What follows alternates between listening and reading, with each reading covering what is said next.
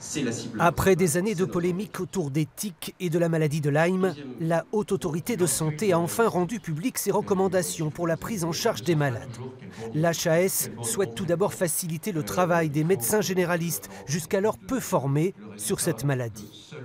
Nos recommandations s'adressent d'abord aux médecins de premier recours, aux médecins généralistes, pour qu'ils ne passent pas à côté des maladies Lyme déjà connues, parce que ça touche quand même déjà au moins 50 000 personnes par an, c'est pas rien. Il y en a qui sont pas diagnostiquées, il y en a qui sont maltraitées, parce que les médecins de premier recours sont démunis. Ils ne savent pas forcément quoi faire, ni pour le diagnostic, ni pour le traitement. Donc ça, c'est un élément majeur de nos recommandations.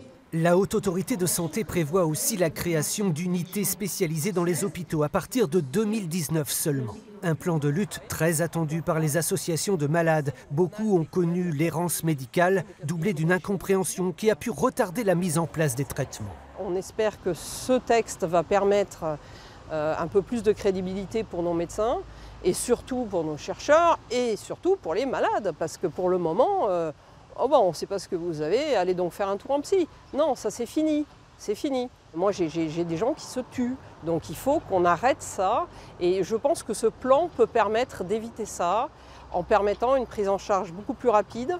Médecins et malades pourront désormais s'entendre autour d'un nouveau terme, le SPPT, syndrome post-piqûre de tique.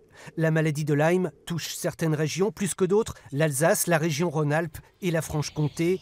Les personnes âgées, adeptes de la randonnée, sont souvent les plus touchées.